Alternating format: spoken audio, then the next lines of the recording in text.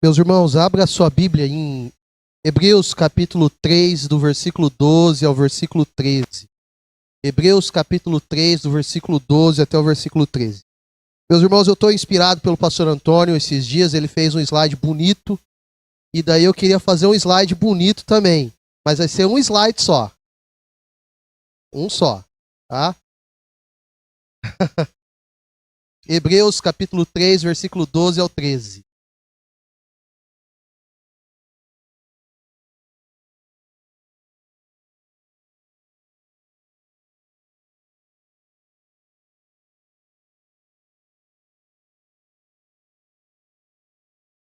Diz assim: tende cuidado, irmãos, jamais aconteça haver em qualquer de vós perverso coração de incredulidade que vos afaste do Deus vivo. Pelo contrário, exortai-vos mutuamente cada dia, durante o tempo que se chama hoje, a fim de que nenhum de vós seja endurecido pelo engano do pecado. Até aí. Oremos?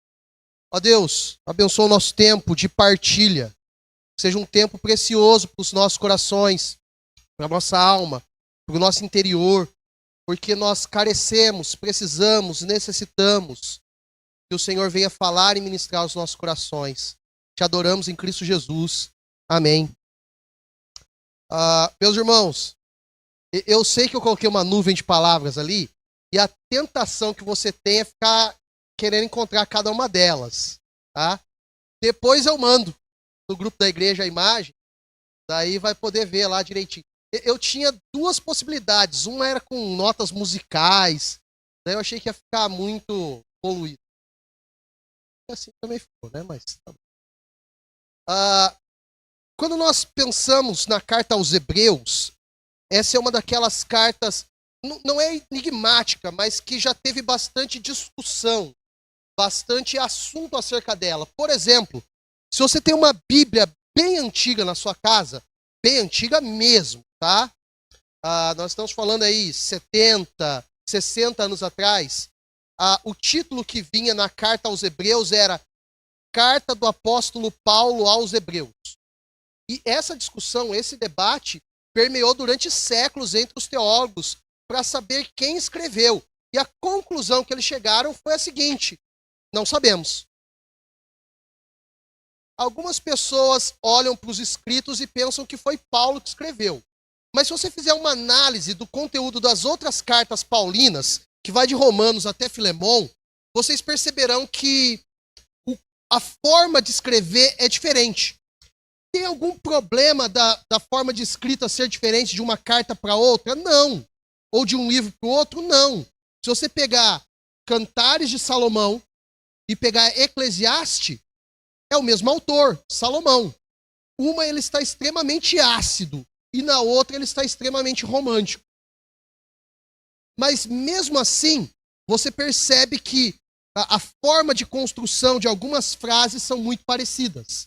Agora, quando você compara os escritos de Paulo com os escritos aos Hebreus, você percebe uma diferença gritante da maneira e da abordagem, de como ele olha para o Antigo Testamento e de como é apresentado o Antigo Testamento. Paulo não fez isso em nenhuma outra carta com algo semelhante ao que está em Hebreus. Então, os teólogos, gente, todo mundo que tem uma pergunta quer uma resposta.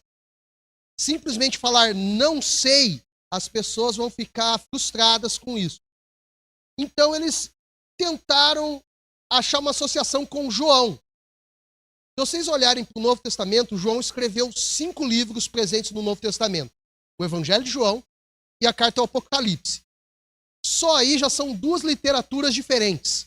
O Evangelho de João é como se fosse uma biografia de alguém, mas ela é específica acerca de Jesus. E Apocalipse é uma literatura apocalíptica. Apocalipse não é o único livro bíblico que tem literatura apocalíptica. Paulo faz uso disso em 1ª e 2ª Tessalonicenses, por exemplo. Daniel faz uso disso. Não o nosso Daniel profeta. Esse é quase profeta também, né? Mas o Daniel da Bíblia, ele também faz uso de literatura apocalíptica. E você percebe associações entre escritos e maneira de escrever. Agora, João também tem 3 cartas.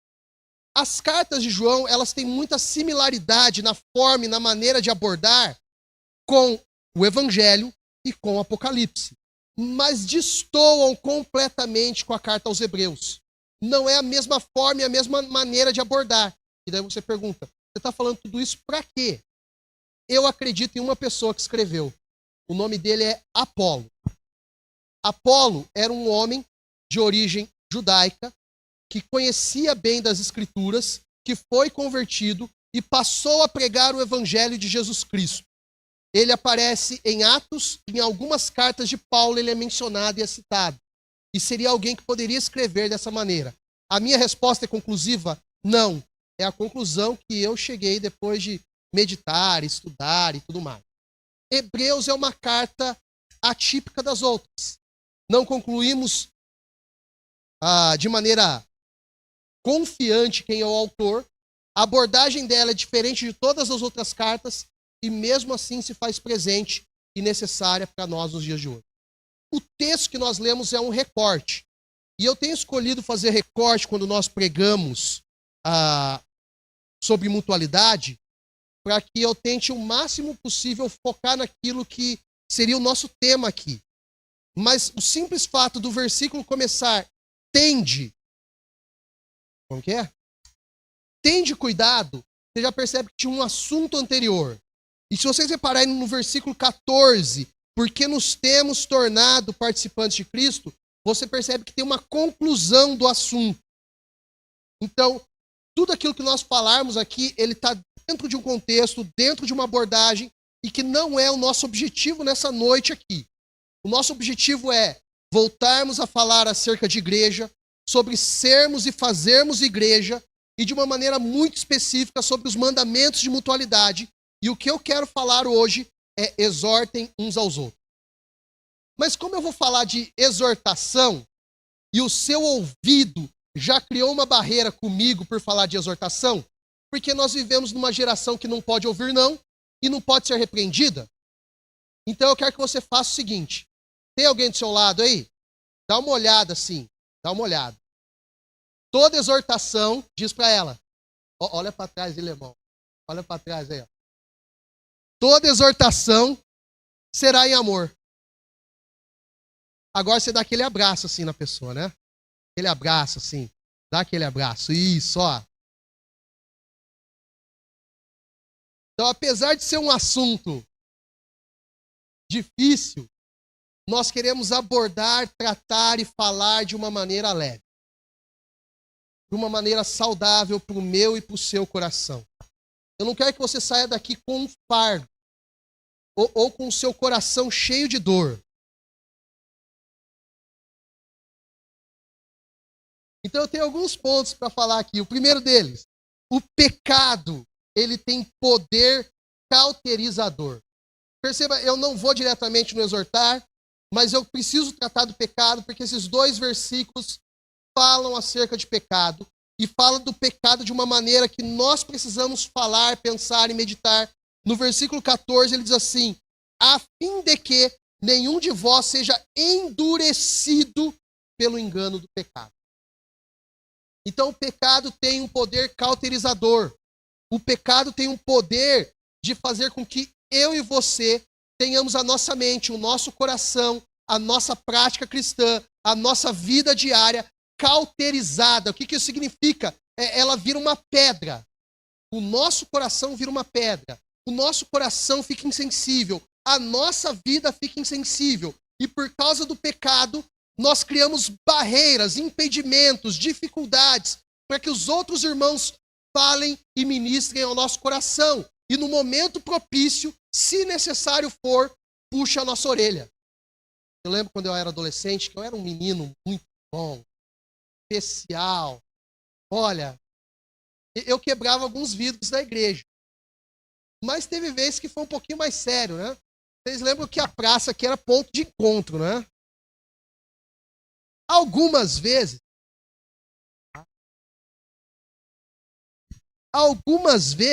eu bebi um pouquinho ali, né? E fui embora ruim. Ruim porque meu coração era ruim, viu, gente? Num belo dia, à tarde, eu vim jogar videogame com o Felipe. O doutor Antônio vira para mim, quero falar com você, vamos ali pro escritório.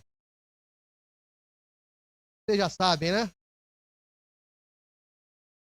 Aí ele começou assim, eu tô sabendo que você tava bebendo ali na praça, e daí por razão assim, eu não acho bom você fazer isso. No momento certo, a exortação vem. Precisa vir. Nós precisamos ser corrigidos. Mas o pecado, quando está em nós, faz com que uma exortação como essa entre por um ouvido e saia pelo outro. Ou é só comigo que isso já aconteceu? Ou com mais alguém aqui? Ou pior ainda, o pecado faz com que eu e você nos achemos cada vez mais importantes, especiais, maravilhosos, a tal ponto de que nós mesmos nos colocamos num pedestal e seja difícil nós descermos no mesmo nível de todas as outras pessoas e ouvirmos o que as outras pessoas têm a dizer e ministrar aos nossos corações. Nós achamos que somos pessoas nas quais Deus de fato habita, e Ele habita, mas que faz de nós quase que perfeito.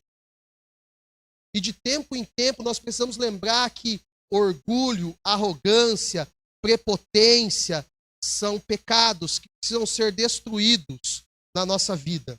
Porque pecados sutis como esse têm o poder de cauterizar o nosso interior e o nosso coração. Ou pior ainda, pecados como esse têm o poder de fazer com que nós estejamos sozinhos. Porque nós somos tão especiais e tão maravilhosos que nenhuma pessoa atinge o mesmo nível que nós. E quando nós nos sentimos assim, de nós, pobres e pecadores, e nem enxergamos, nem percebemos. Há uma necessidade de eu e você percebermos o quanto que o pecado é destrutivo, tóxico, ruim para mim e para você, e o quanto que o pecado precisa ser mortificado nas nossas vidas, porque o pecado engana. O pecado engana.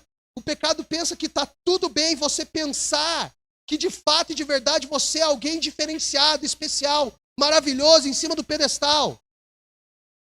Só que o que o pecado promete, ele normalmente não cumpre. Porque quando você fica assim, você está sozinho, com os olhos fechados e necessitado de auxílio e ajuda. Então eu preciso falar algumas coisas acerca do pecado antes de falar da exortação. E a primeira é não brinque com o pecado. Alguns anos atrás eu conheci um livro chamado 5 Votos para Obter Poder Espiritual, por meio do meu mestre, pastor, pai apostólico, guru espiritual, Antônio Luiz João. Vocês conhecem? Ele pregou na igreja, quando a igreja ela era assim, mas ainda tinha o púlpito de tijolinho aqui ainda, tá? Quase ontem isso. Quase ontem. E ele falou dos 5 votos para obter poder espiritual, e um desses votos é: trate seriamente com o pecado. O pecado nos assedia, o pecado está ao nosso derredor, o pecado nos tenta, o pecado é uma das forças malignas que tenta te seduzir. E se de fato o poder do pecado é cauterizar o nosso interior, o nosso coração, a nossa mente, a nossa vida, de tal forma que a gente nem perceba as outras pessoas, eu e você precisamos tratar seriamente com o pecado. Os pecados que são pequenos aos nossos olhos, os pecados que são grandes aos nossos olhos, os pecados que nos assediam todos os dias e o pecado que nós temos de estimação. Todos eles precisam ser tratados seriamente. Nesse sentido, não esconda o pecado. Há uma disciplina espiritual no livro Celebração da Disciplina, do Richard Foster, que é confissão. Confissão é literalmente: fale o seu pecado para alguém. Conte o seu pecado para alguém. Então você vai fazer o seguinte durante a semana: vai pegar o seu WhatsApp, vai lembrar do seu pecado, vai escrever lá assim, Antônio Luiz João, e vai caminhar para ele. Ou se o seu celular tiver pastor, você olha bem assim, pastor Antônio, caminha para ele. Tá? Vai confessar o seu pecado para ele. Por que a gente precisa disso? Porque há uma tendência em nós de escondermos o pecado. O pecado ele é estranho quando a gente fala assim, porque de fato ele tem o poder de nos tornar solitários, cauterizar todo o nosso ser, mas ao mesmo tempo, quando a gente confessa ele, ele tem o poder de nos envergonhar.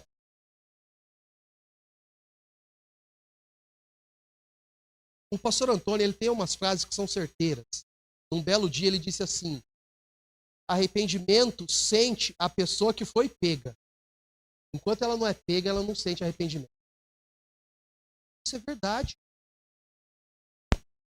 Agora, a pergunta é, por que nós precisamos ser pegos no nosso pecado? Se há uma disciplina espiritual pronta para mim e para você colocarmos na nossa vida. Confissão. É claro que eu falei brincando para você pegar o WhatsApp e mandar para o pastor. Mas eu e você precisamos ter pessoas de confiança na qual eu e você possamos abrir o coração e dizer tudo que está no nosso interior. E não somente de sentimentos, mas atitudes e posturas que nós tomamos e que precisam ser saradas, curadas, tratadas pelo Senhor. E que eu e você precisamos ter outras pessoas que puxem a nossa orelha, exorte, que nos incentive, motive e encoraje, mas que também diga assim, eu estou com você até você vencer essa dificuldade. Ainda pensando no pecado, não viva em pecado. Parece que não é a conclusão lógica do assunto, mas é. Mas é. Nós cremos que todo ser humano vive em pecado, em maior ou menor proporção, em áreas específicas ou em outras áreas. A depravação total não é simplesmente a profundidade que nós podemos atingir com o nosso pecado.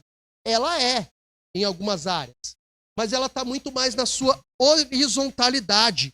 Áreas da nossa vida em que o pecado pode agir.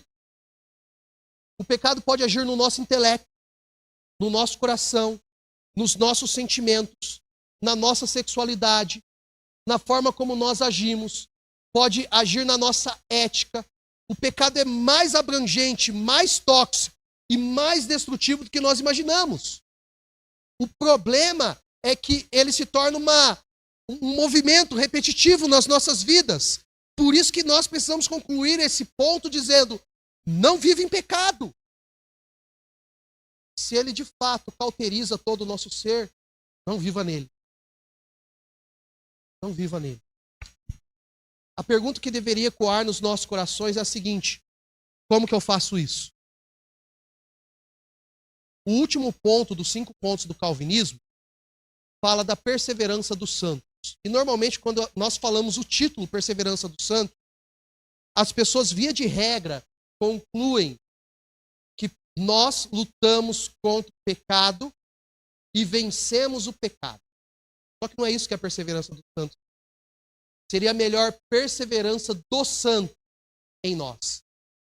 Santificação é uma das poucas doutrinas que nós temos na qual nós colaboramos. Isso significa que nós até conseguimos fugir. Mas você já lutou muito contra um pecado e não conseguiu vencer. Porque você estava lutando na força do seu poder, na força de mudança de hábito e não conseguiu.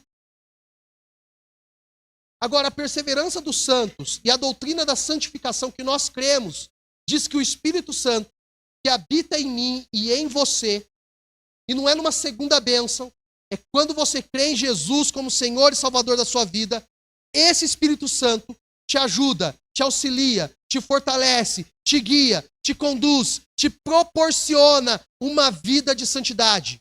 E não é por você, é por Ele. Por isso que você precisa desse Espírito Santo. E é por isso que nós entendemos que o Espírito Santo é muito mais abrangente do que algumas igrejas afirmam quando elas dizem que o Espírito Santo está aqui me habilitando para falar em outras línguas. Ele me ajuda no meu dia a dia, quando eu estou lutando contra os pecados que há dentro do meu coração. E ele me ajuda a vencer. Se não fosse por ele, algo teria de... O Richard Foster tem uma frase no mesmo livro, Celebração da Disciplina, que ele diz assim: se começarmos a calcificar o que deveria permanecer vivo e crescente, ele, Jesus, nos dirá. Eu vou repetir. Se começarmos a calcificar o que deveria permanecer vivo e crescente, ele, Jesus Cristo, nos dirá. Sabe o que é isso? Exortação.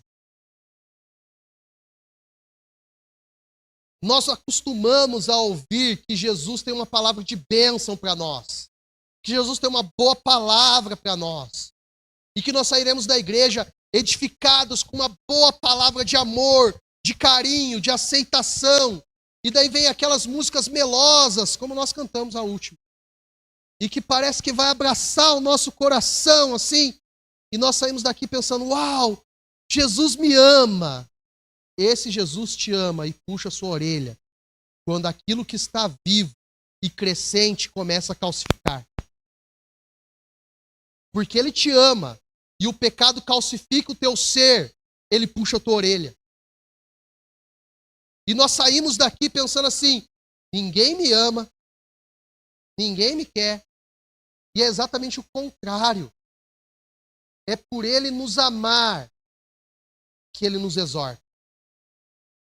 Segundo lugar, há um impacto cíclico do pecado em nossas vidas. Se vocês lerem o versículo 12, vai dizer assim: tende cuidado, irmãos, jamais aconteça haver em qualquer de vós perverso coração de incredulidade que vos afaste de Deus.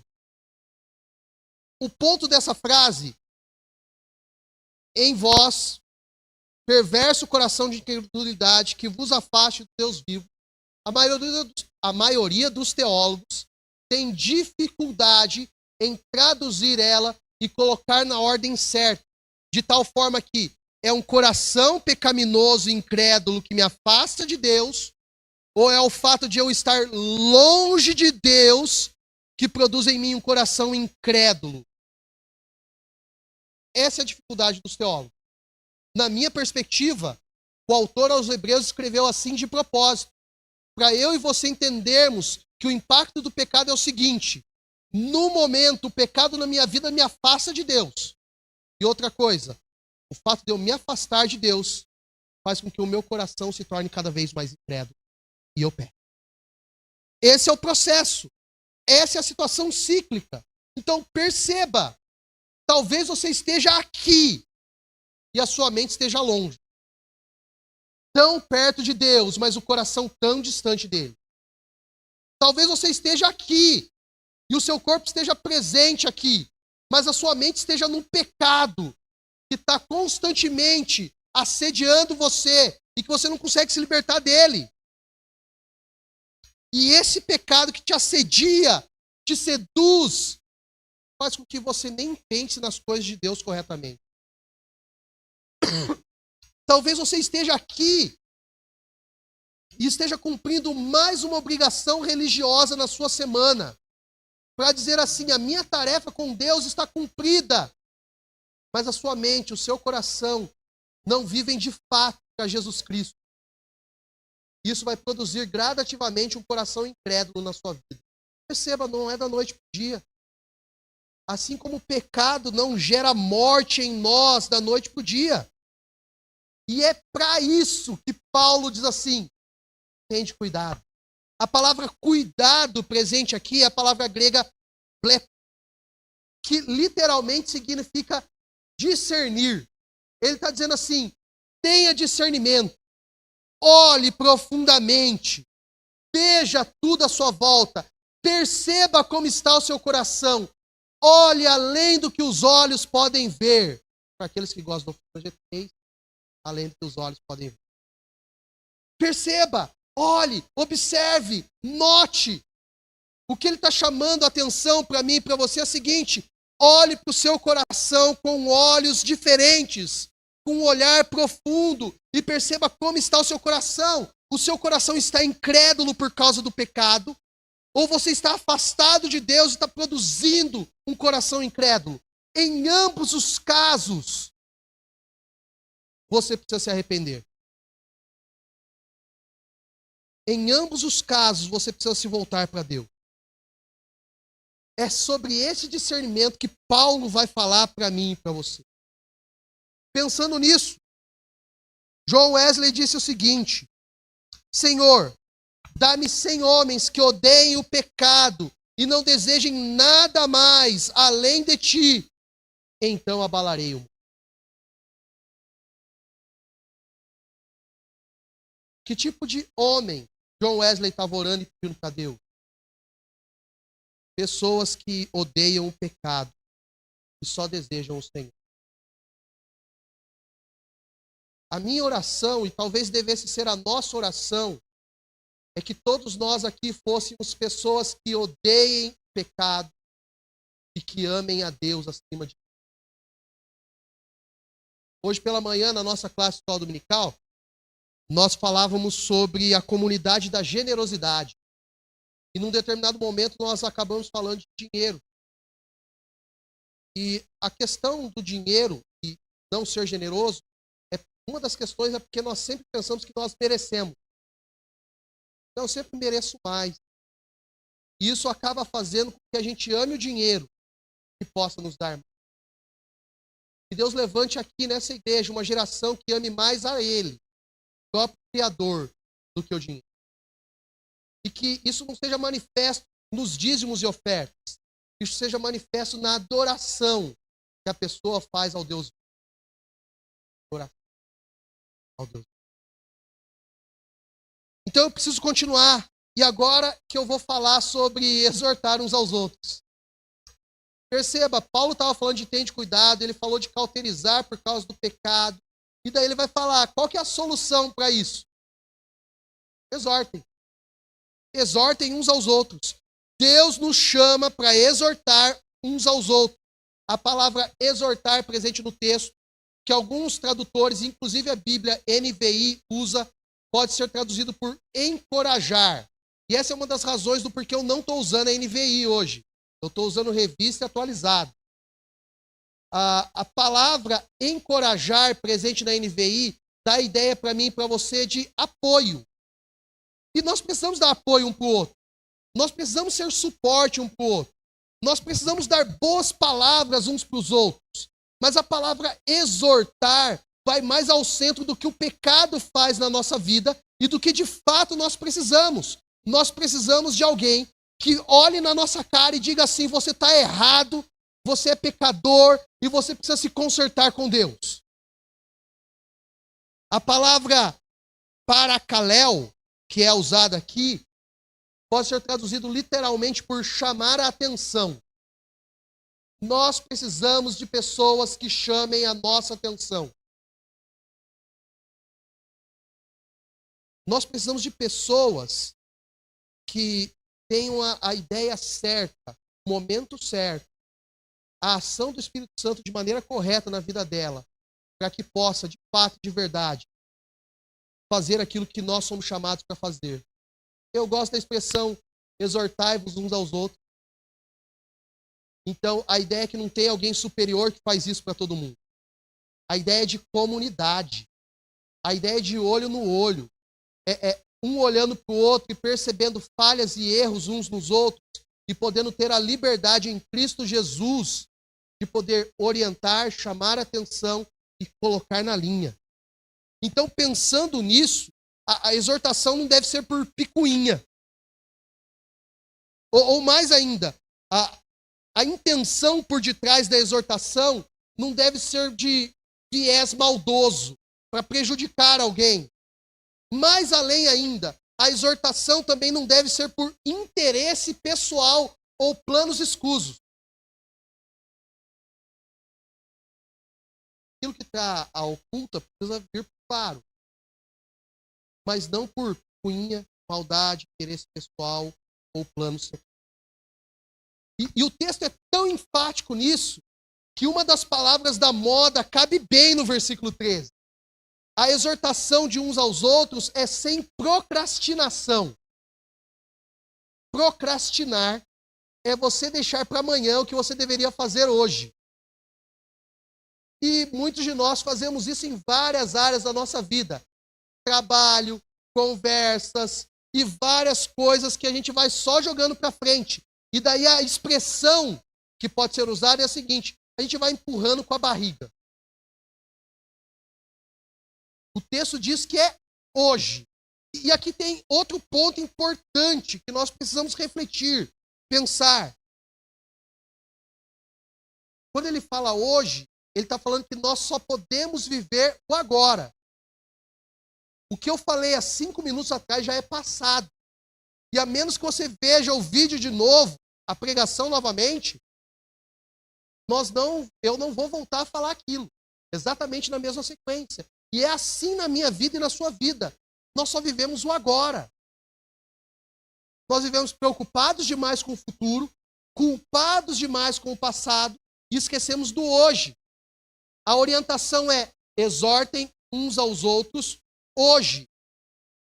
E se nós entendermos o hoje com esse tempo presente, esse esteja aqui, de corpo, alma e coração, nós vamos entender que nós precisamos hoje falar com as pessoas. Hoje, orientar, exortar e levar as pessoas a viverem novamente como Jesus quer que elas vivam. Agora, a exortação, além de não dever procrastinar e ser no presente, ela tem uma finalidade nobre. A fim de que nenhum de vós seja endurecido. Aí ao menos deveria ter em mim e em você um senso de responsabilidade. Há algumas pessoas dentro da igreja que ficam com o coração, a vida e a alma cauterizados, porque nós não temos exortado cada uma delas. Então há uma finalidade nobre aqui. Para que a nossa igreja seja saudável, é necessária exortação. Para que a nossa igreja cresça e amadureça como ela deve crescer e amadurecer, é necessária exortação. Agora, além de ser no tempo presente, além de ter uma finalidade nobre, por que precisa ser exortado? O ponto em questão aqui é santidade.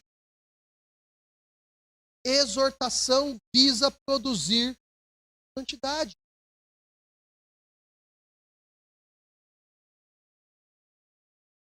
Há uma frase de Tolstói, Leon Tolstói, ele diz assim: todos pensam em mudar a humanidade e ninguém pensa em mudar a si mesmo. Eu vou ler novamente. Todos pensam em mudar a humanidade e ninguém pensa em mudar a si mesmo. Tem uma dupla jornada que eu preciso falar aqui. A primeira, quando nós pensamos em mudar a humanidade, nós não olhamos para o defeito que há em nós. Nós precisamos perceber o defeito que há em nós e depois mudar. O ponto é que se nós não exortarmos uns aos outros, essa santidade nunca será. E aí eu volto para o início dessa mensagem. Se o pecado tem um poder cauterizador, nós temos dificuldade para olhar para nós mesmos. Por isso que nós precisamos de outros que nos ajudam a perceber as mazelas da nossa alma. Quarto lugar e último. Não vai ter 15 hoje, viu, Tamara? Quarto. Deus está produzindo em sua igreja. A igreja é dele. Deus está produzindo em sua igreja responsabilidade, cuidado, vigilância. Não foi à toa que eu coloquei todos os mandamentos de mutualidade, que todos, ou ao menos os que eu achei que eram todos, né? Não é à toa. O pastor Antônio veio para nós com a proposta de pregar sobre igreja. E num determinado momento ele falou sobre os mandamentos de mutualidade. Tem mais de um ano que estava planejado sobre pregarmos sobre os mandamentos de mutualidade. E o porquê? Porque Deus deseja construir aqui uma igreja de responsabilidade, cuidado,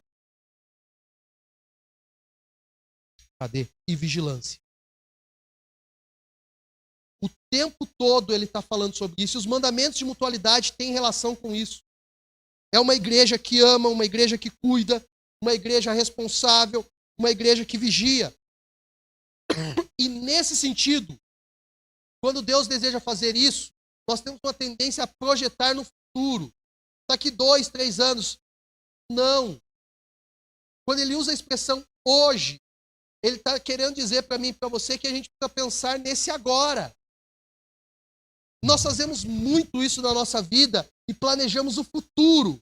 E fazemos um passo longo para o futuro. E temos dificuldade com passos curtos no agora. Deus nos chamou como igreja a sermos e vivermos os mandamentos de mutualidade, de tal forma que hoje, agora, isso comece a ser mudado em nossas vidas. Então, caminhando para o fim, eu tenho 4 aplicações. Primeiro, aceite em amor uma exortação que venha para a edificação pessoal e maturidade da igreja. Aceite em amor.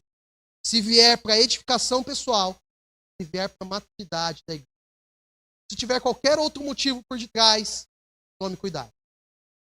Segundo, trate seriamente com o pecado. Eu já mencionei isso, mas eu preciso voltar nele aqui para dizer o seguinte: nomeie, confesse e lute contra o seu pecado. Se você tem alguém de confiança, você pode abrir o coração, marque uma conversa com ela, fale acerca disso. Terceira aplicação, lembre-se de quem nos une. Nós não estamos aqui porque nós achamos esse clube bem legal e bem interessante. De tempo em tempo, oferece uma homenagem para a liderança por meio da pizza e uma feijoada muito gostosa no meio do ano. Nós estamos aqui por causa da obra de Jesus Cristo, da pessoa de Jesus Cristo, de quem Jesus Cristo é. E Jesus Cristo é maior do que qualquer desavença e desentendimento que possa existir entre nós, ou muito maior do que qualquer pecado que existe em nós. E mais além do que isso, esse mesmo Jesus Cristo nos perdoa de todo pecado. E de acordo com Mateus, capítulo 1, versículo 21, o nome dele seria Jesus Cristo, porque ele libertaria o seu povo do pecado. Então, se você entrou aqui com pecado, mesmo que cauterizado no seu interior, eu quero dizer que a obra de Jesus Cristo é suficiente para fazer com que aquilo que está cauterizado volte a ter vida e a crescer. Talvez você tenha entrado aqui pensando que não há solução para o seu pecado de estimação. Eu preciso dizer que Jesus Cristo perdoa o seu pecado e te habilita a viver longe dele, dia após dia. Esse Jesus que nós cremos e esse Jesus que está aqui. Esse mesmo Jesus compreendia muito bem que esse pecado que habita em mim e em você, e no qual nós lutamos contra, produziria morte. Mas na cruz do Calvário ele venceu a morte, para que eu e você também possamos vencer a morte e eternamente vivermos com ele. Eu não entendo que nós vamos viver uma vida de santidade plena aqui na terra, mas quando Jesus voltar, o pecado não terá mais poder e impacto sobre as nossas vidas. Seja um pecado no seu intelecto, no seu físico, nas suas emoções, na sua espiritualidade, na sua sexualidade. Jesus é poderoso para perdoar e para te livrar. Quarta e última aplicação. Não realize uma caça às bruxas. O que eu quero dizer com isso? Eu falei de nós exortarmos uns aos outros. E algumas pessoas que parecem justiceiros ou caçador de recompensa e começam a olhar para o pecado e para o erro dos outros à torta e à direita e a falar e a puxar a orelha à torta e à direita. Não é sobre isso exortar uns aos outros. É sobre uma comunidade que ama uns aos outros, que ensina uns aos outros, que acolhe uns aos outros, que aceita uns aos outros. Perceba, nós falamos de muita coisa antes de falar exortem uns aos outros. Há situações e momentos para que a gente exorte uns aos outros. Então, algumas coisas você deveria se perguntar o seguinte: eu devo falar isso? Outra pergunta: a pessoa está preparada para ouvir o que eu vou falar? Terceiro, aquilo que eu vou falar, uma liderança sobre a minha vida, sabe que eu vou falar e me orientou para falar? Então não realize uma caça às bruxas por aí. Não seja um caçador de recompensas, indo atrás do pecado do outro. Lembra, exortar não é para você se sentir superior ao outro. Pelo contrário, exortar é porque nós compreendemos que nós estamos no mesmo nível do outro. Certas exortações precisam surgir com naturalidade. E talvez algumas exortações não seja a sua incumbência de fazer. Talvez seja dos líderes da igreja, dos pastores da igreja. Talvez seja dos pais. E assim. Feche teus olhos, nós queremos orar.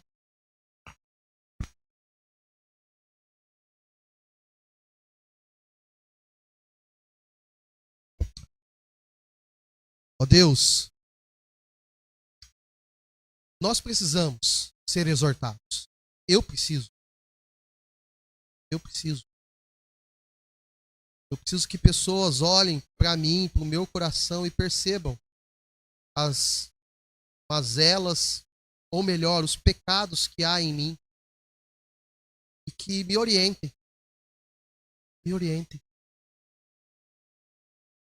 Quantas vezes eu sou soberbo, arrogante, prepotente, orgulhoso. E Deus, eu não quero esconder o meu pecado. Mas Deus, a minha oração não é por mim, e não é o meu tempo devocional aqui, mas nós como igreja precisamos reconhecer que precisamos do Senhor, e precisamos do teu perdão, da tua cura, do teu milagre sobre nós. E isso vem por meio de exortação. Mas nós não queremos ser duros ao ponto de falar só da lei, e precisamos lembrar da graça. Jesus Cristo nos perdoa, nos lava, nos purifica, nos transforma, nos edifica. Nós precisamos do teu trabalhar e do teu agir. Nós precisamos de pessoas à nossa volta que nos amem, nos acolham, nos aceitem, mas que também puxem a nossa orelha. Quantos de nós que estão aqui com o coração ficando cauterizado, com a mente ficando cauterizada, e nem está percebendo isso? Deus trabalha e opera. Sensibiliza o nosso coração. Ou talvez na linguagem do profeta, o nosso coração de pedra seja arrancado e que o Senhor coloque um coração de carne em nós. Nos dê um coração igual ao teu. É o que nós pedimos. Amém.